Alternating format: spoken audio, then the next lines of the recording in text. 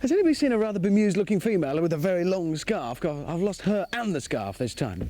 Time travel. If you were to travel back through time and motoring history, there would be certain shapes of cars that you would see had remained constant over the decades. I'm thinking particularly about the Porsche 911, a Germanic supercar of some repute, the profile of which has barely changed for decades. Well, here's another one, and it's another supercar, and the good news is, it's a British one. The Lotus Esprit, this wedge shape with its angles and lines, really has barely changed, though they might tell you that it has, over several decades. You don't have to be a motoring aficionado to recognise the shape of the Esprit. They've barely changed it. They've rounded off the odd corner, but that's it. It still has that steeply raked windscreen and bonnet, familiar stuff. If you think this Esprit looks a little more aggressive than most, that's because, well, it is. It's the 350 Sport, a version designed especially for owners who want to take their Esprits to track days and competitive use.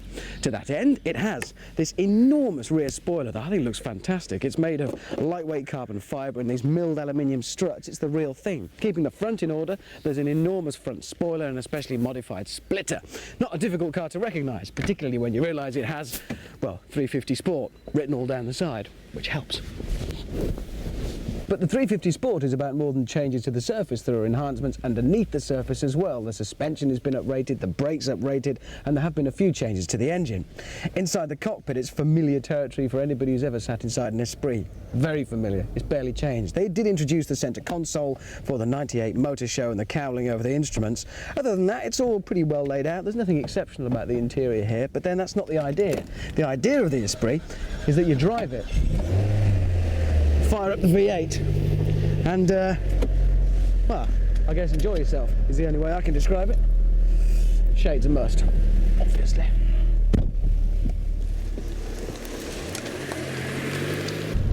Lotus still produce a 2-litre 4-cylinder engine which harks back to the original Esprits, but most Esprits nowadays, including this one, are a V8. It's a 3.5-litre unit, 350 brake horsepower, hence the Sport 350, and what a fantastic unit it is too.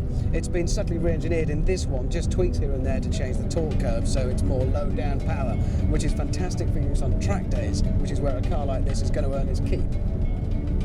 And those all-important figures, well, 0 to 60 time is 4.7 seconds, more than respectable. 0 to 100 is what most cars will struggle to do 60 in, 10.6 seconds.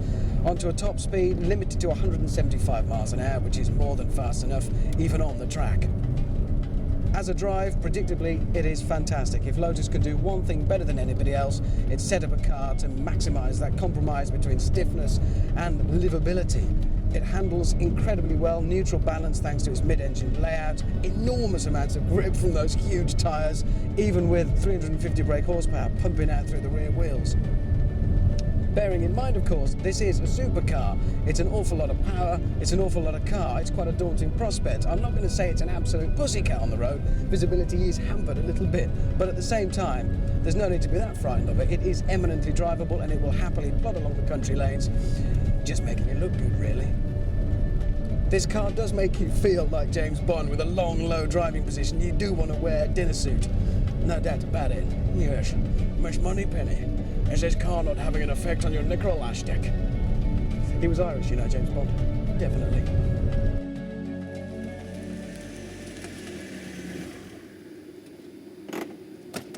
Typical, isn't it? The Germans get nothing but praise for the fact that the Porsche 911 has stayed more or less the same shape decade after decade. And yet the Lotus Esprit has been criticised in the past for looking a little bit, well, dated. So I get a lot of satisfaction from the fact that now with Ford and their new edge design, the straight lines of the Lotus Esprit are like kipper ties and flared trousers, having their turn at coming back into fashion. You might call it old edge design. And I like that fact. Makes me happy.